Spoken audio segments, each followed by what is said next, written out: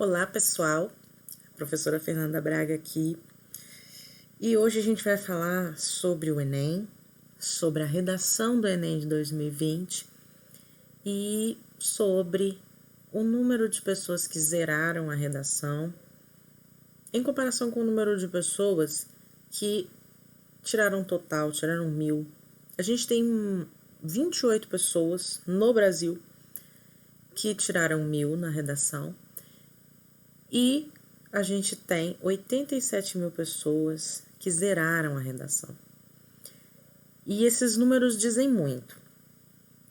Dizem muito porque a média é muito baixa, é um pouco mais de 500. E a gente precisa melhorar isso. E a gente só melhora a produção de texto praticando. Por isso que eu tô aqui. Tô aqui para falar para vocês que quem não conseguiu a tão sonhada vaga vai conseguir esse ano e pode contar com a minha ajuda. Vou fazer uma análisezinha sobre o tema de 2020 e o porquê, de tantos zeros. Vou colocar aí alguns motivos para você já ir guardando para os seus estudos e não cometer as mesmas falhas em 2021. O tema da redação de 2020 foi o estigma associado às doenças mentais na sociedade brasileira.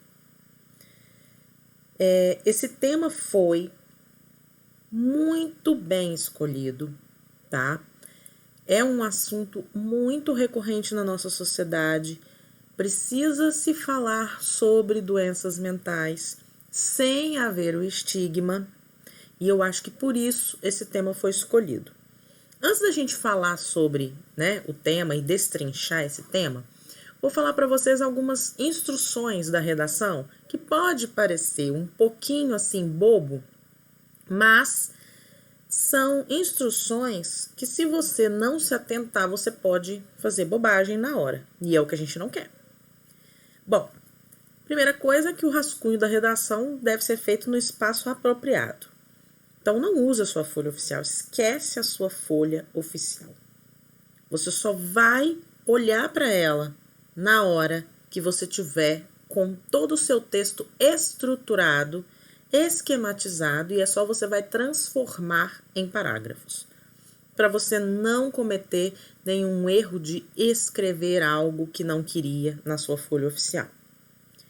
O texto definitivo tem que ser à tinta, e até 30 linhas. Se você ultrapassar as 30 linhas, mesmo que seja uma palavra depois das 30, você vai ser penalizado, então não faça isso, tá? Além disso, a redação que apresentar cópia dos textos da proposta ou do caderno de questões terá o número de linhas copiadas desconsiderado para efeito de correção. O que isso significa? Para quem vai fazer Enem a primeira vez aí na vida, o que isso significa? Significa que você vai receber um caderno de questões e dentro desse caderno vai ter também a proposta de redação com vários textos motivadores, que a gente vai até dar uma olhada neles hoje nessa proposta de 2020. E também você vai ter textos para interpretação de texto, questões relacionadas à história, filosofia, geografia, ou seja, tem vários textos que podem te ajudar a pensar sobre a proposta. Podem, além dos motivadores da própria proposta. Porém, você não pode copiar nada, nem dos motivadores, nem dos outros ao longo do caderno de questões. Toda parte que você copiar, você vai ter número de linhas eliminado. Não vai valer para correção, então não vale a pena, E não vale a pena por quê? Porque se você escrever até 7 linhas, você vai ter a sua nota zerada.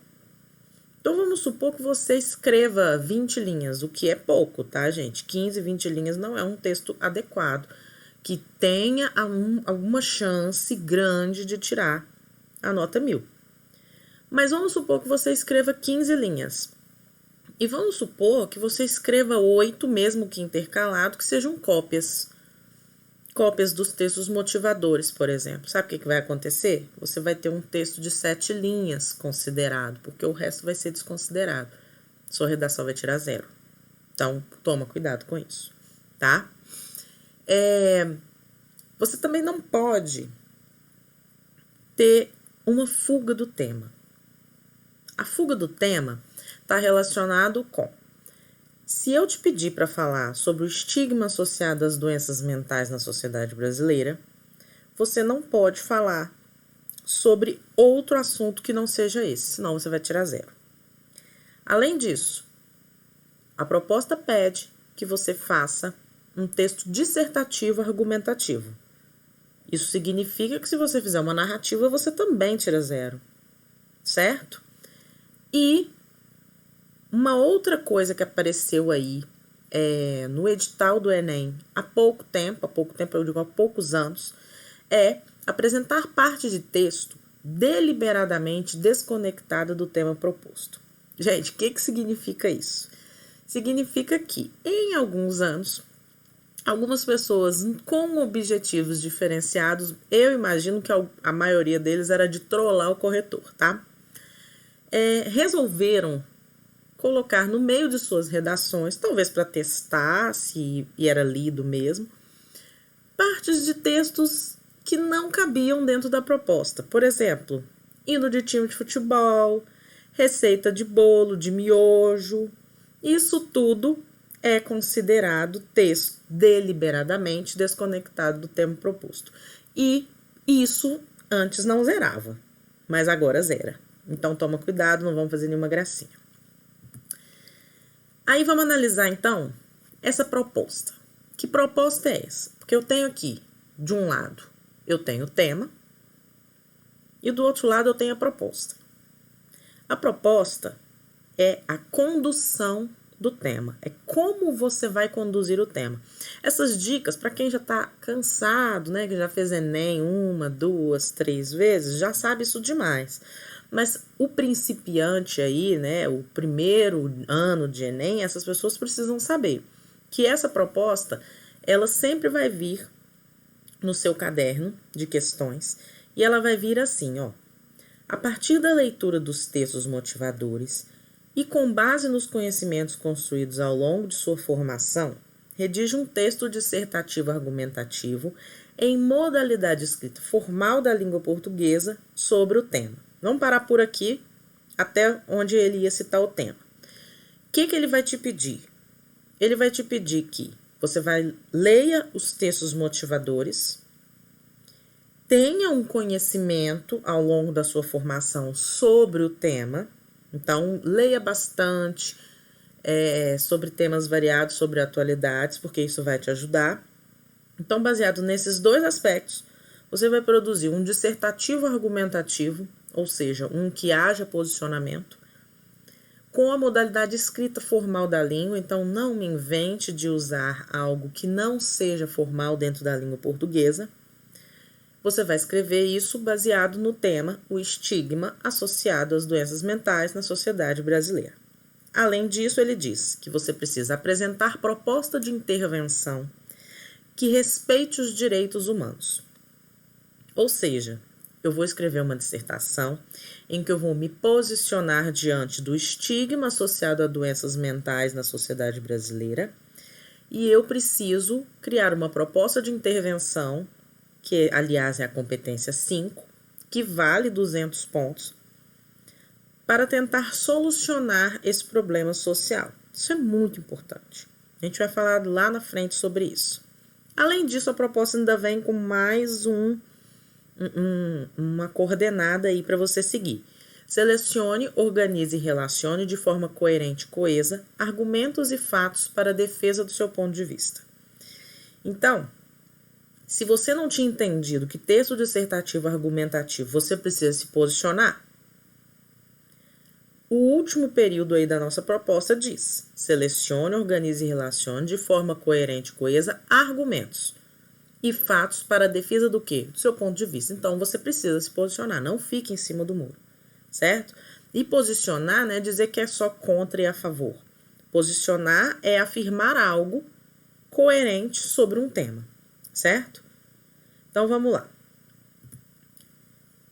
Vamos analisar o tema, que eu acho, particularmente, foi um dos grandes problemas para os zeros aí, para a quantidade de zero. Por quê? Por causa da palavra estigma. Muita gente esqueceu de falar sobre a palavra estigma, de falar sobre o problema social que é estigmatizar uma doença mental. Então, eu coloquei o significado já para ficar mais óbvio. O que é estigma? É quando você qualifica pejorativamente, é quando você tem ações ou opiniões preconceituosas diante de alguma coisa. Nesse caso, o estigma associado às doenças mentais é porque a gente tem, né, a sociedade brasileira em geral, qualifica de forma pejorativa uma doença mental a ponto dessa pessoa que tem a doença mental ser excluída, ser taxada de alguma coisa que é pejorativa. E quem são essas doenças mentais? Doença mental é qualquer transtorno que vai ser caracterizado por uma combinação ou de pensamento, de emoção, percepção, ação, qualquer um desses 4 combinados, né, quaisquer, eles vão afetar nas relações interpessoais. E aí a gente esquece de que qualquer combinação dessas pode estar mais próxima da gente ou até na gente mesmo. Então, exemplos de doenças mentais: depressão, ansiedade, qualquer transtorno, toque, por exemplo, né? Que é comum a gente ouvir falar, demência, deficiência intelectual. Então, essas doenças mentais, elas estão muito dentro da nossa realidade, mas a gente qualifica como fora. Né? A gente tem, às vezes, uma associação à doença mental como algo que está muito longe da nossa realidade e, na verdade, não está. E aí vem o fim do nosso tema, que é a sociedade brasileira, a contextualização da doença mental estigmatizada na sociedade brasileira. Eu coloquei 2 dados aí que vão servir para a gente pensar em relação ao que a proposta nos pede, né? De usar os nossos conhecimentos adquiridos ao longo da nossa formação. Então, ao longo da minha formação, eu coloquei esses 2 dados aí para vocês aproveitarem. O Brasil tem altos índices de pessoas com ansiedade e depressão, e a gente vai ver também isso no texto motivador. Então, o Brasil é um dos países que tem maior número de pessoas com ansiedade e depressão. E a outra informação é que a cada 45 minutos há um suicídio no Brasil. E que 90% desses casos de suicídio tem uma relação com algum distúrbio mental, que vai desde a ansiedade até um transtorno mais grave, tá? Então, esse é o nosso tema. Temos aí o nosso primeiro texto. Eu vou tirar a minha carinha daqui, dar uma pausa e ler esse texto, que daqui a pouco eu vou voltar, você vai ler e eu vou voltar para dizer para você do que esse texto fala.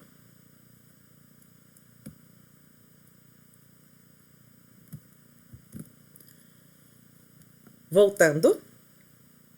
Leu? Se não leu, volta, pausa e lê. Bom, o texto 1 vai falar sobre a questão da saúde mental. Um dos estigmas em relação à doença mental significa dizer no Brasil que tudo que está relacionado à saúde mental está relacionado à doença mental. Só que saúde mental, e o texto já diz isso, não é somente um tratamento para quem tem doença mental. Saúde mental todo mundo deveria ter. Então, pessoas mentalmente saudáveis, elas compreendem os defeitos, as qualidades, os seus limites, os seus equilíbrios e os seus desequilíbrios. E o dia a dia, né, o estresse, as pressões de estudo, de trabalho, do trânsito, da família, tudo isso atrapalha a nossa saúde mental. Então, a manutenção do equilíbrio vai funcionar em saúde mental tanto para pessoas que não têm doenças mentais quanto para as que têm, certo? Então, o texto 1, ele aborda aí uma questão do estigma muito importante, né? Que é ficar rotulando saúde mental como algo completamente, só diretamente ligado a quem tem doença mental. Não é nada disso. Vou passar para o 2, vou me tirar daqui e você vai ler o texto 2 e daqui a pouco eu volto. Vamos lá.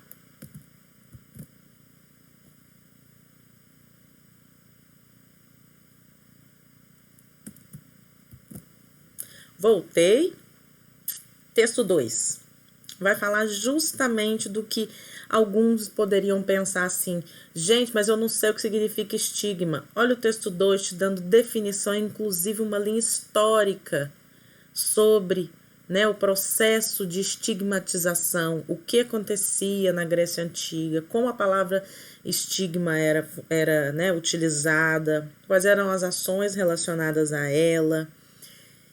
E aí fala também o texto 2 sobre algo muito importante na nossa sociedade atual, que é a rede social, a internet e o padrão de felicidade. A vida perfeita, a ideia de que você é feliz e você precisa demonstrar isso na sua rede social. E na maioria das vezes é fake, né, gente? Na maioria das vezes isso não está acontecendo na verdade. Só que você se sente pressionado a seguir esse padrão. Do mesmo jeito que tem-se um padrão de beleza que castiga as pessoas que fogem, também agora temos o padrão de felicidade, né? Então o texto 2 vai falar sobre isso. Texto 3 é um mapinha aí, né? Um infográfico com vários dados. E eu amo, quem é meu aluno sabe, eu amo dado estatístico. Por quê? Dado estatístico é irrefutável. Se você usa os dados estatísticos fornecidos para você nos textos motivadores, você não tem a chance do corretor refutar sua argumentação. Isso é muito bom. Então, dado estatístico está aí e é para ser usado. Bom, esse infográfico tem vários. Olha só. Ele chama Socorro Brasil e fala: saiba mais sobre o problema de saúde que afeta mais de um em cada 20 pessoas, mais de uma, né, em cada 20 pessoas, mas que continuamos ignorando. Esse mas que continuamos ignorando, a gente não pode deixar ele passar. Por quê? Porque ignorar a saúde, né, a doença mental, é uma forma de estigmatizá-la. Então, toma cuidado aí para não deixar passar informação. Use tudo. Bom, o primeiro dado que a gente vai falar é que 322 milhões de pessoas vivem com depressão em todo o mundo. É muita gente. E aí veio do Brasil, né? Porque o nosso tema fala sobre sociedade brasileira. 11,5 milhões de brasileiros têm depressão. É muita gente também. Aí depois vem: o Brasil é o país mais depressivo da América Latina, ou seja, primeiro lugar no ranking da América Latina. São muitos países da América Latina. Então, é um problema social brasileiro? Sim, é. Por isso ele está no Enem, né? E aí vem: hoje a depressão é a doença mais incapacitante do mundo e é a segunda causa do afastamento do trabalho no mundo. A gente pode abordar isso no texto como argumentação para dizer que eu preciso de uma proposta de intervenção. Por quê?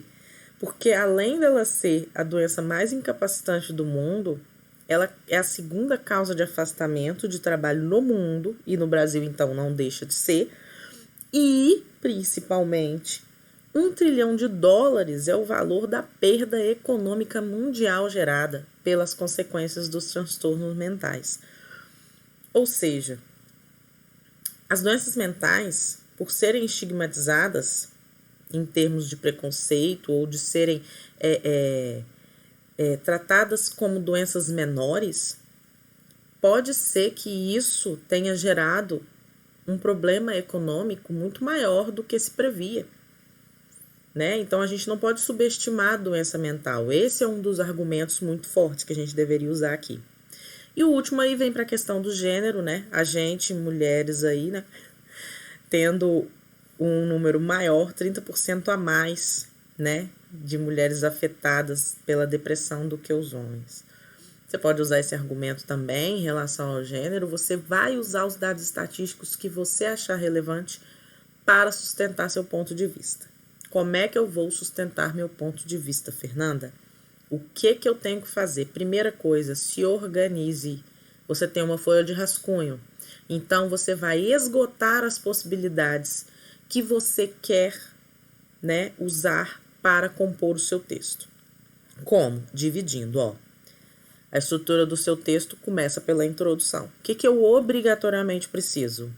Preciso mencionar o tema. Então, eu vou contextualizar as doenças mentais no Brasil da forma que o meu posicionamento já apareça. Eu, Fernanda, resolvi no meu texto aqui contextualizar as doenças mentais e me posicionar dizendo que elas deveriam ser melhor analisadas e ter um olhar mais intenso em relação a isso, porque tem algumas coisas que o estigma não proporciona, né? E aí eu vou falar sobre a incompreensão que gera a estigmatização, o desconhecimento sobre a doença e a tal famosa ideia de padrão de felicidade que deixa de lado a compreensão também da doença mental. Tudo que eu disser aqui na introdução, eu vou ter que desenvolver na ordem. Então, se eu citar na introdução que uma das causas do estigma em relação às doenças mentais é o desconhecimento sobre a doença, eu vou ter que ir lá no meu primeiro parágrafo de desenvolvimento falar sobre o desconhecimento. Aí eu vou usar lá os dados estatísticos do meu infográfico, eu vou falar sobre o que as pessoas não conhecem o significado específico da palavra estigma, que as pessoas, mesmo sem conhecer o significado da palavra estigma, elas mostram que o desconhecimento faz com que elas rotulem as doenças e por aí vai. E se eu quiser falar depois de uma segunda causa, o padrão da felicidade vai estar no próximo parágrafo. E se eu inverter, eu vou ser penalizada. Então, resolvi citar as causas, o meu próximo parágrafo é o de desenvolvimento. Então, eu tenho no meu parágrafo 1 de desenvolvimento o motivo 1. E aí eu vou relacionar da forma que eu quiser, mostrando as informações dos textos 1, 2 e 3. Parágrafo 2, motivo 2, relacionar também as informações dos textos com o motivo 2. Isso aqui tem receita? Tem fórmula pronta? Existe aí um modelo, Fernanda, de redação sobre esse tema que você pode me dar? Não existe. Não existe. Redação é subjetivo.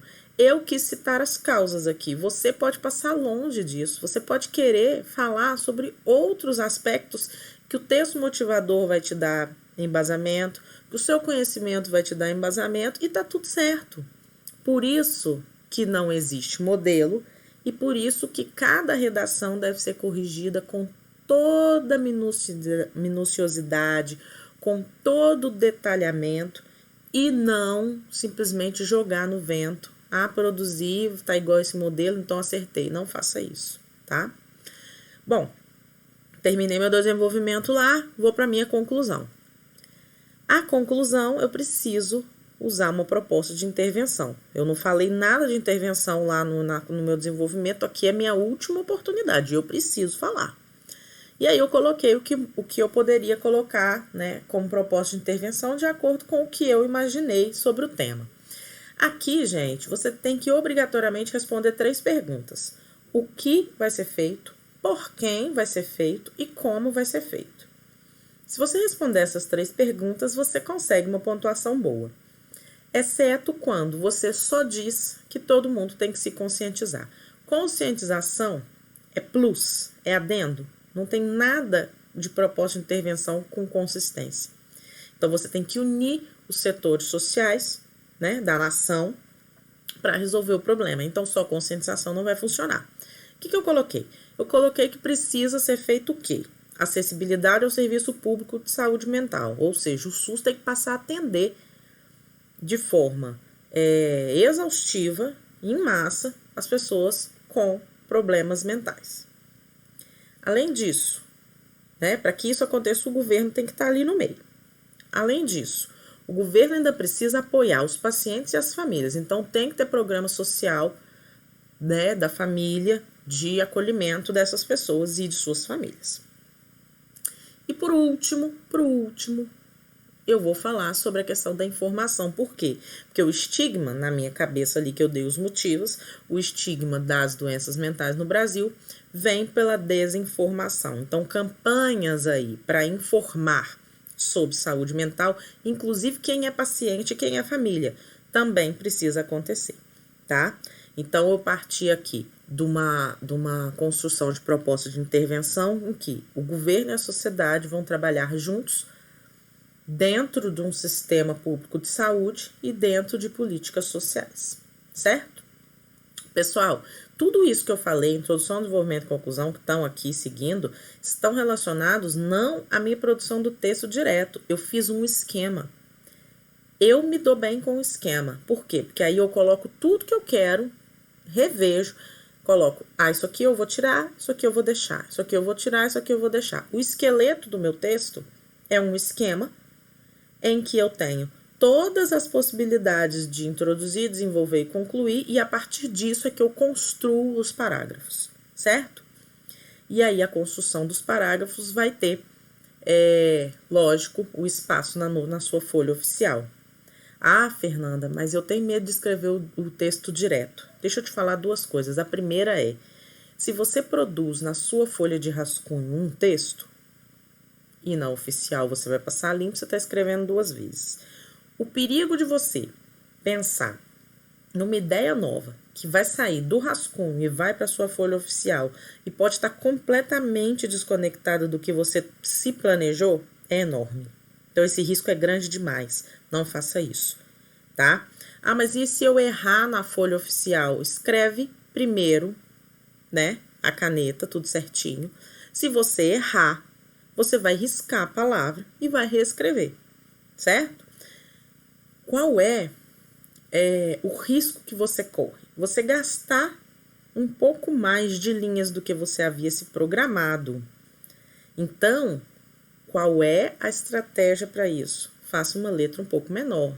Não vai fazer aquela letra enorme, né? Se você tem letra grande. Se você já tem letra pequena, tá tudo ok.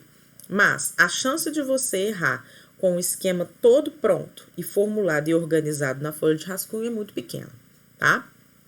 E, né, óbvio, produza, porque se você precisar de correção, eu tô aqui. Então, se você quer ter uma redação corrigida por mim aí, né, um pacote de redações do Enem, entre em contato comigo pelo WhatsApp, esse número que tá aí embaixo, e aí a gente vai discutir individualmente todos os problemas que você tiver e todas as melhorias que você precisa fazer no seu texto. Tudo é individual, então não precisa se preocupar se eu vou passar sua redação para algum corretor. Não, a aula é comigo, a redação também vai ser corrigida por mim, ok? Um beijo, até a próxima e estudem bastante. Beijinho, fiquem bem.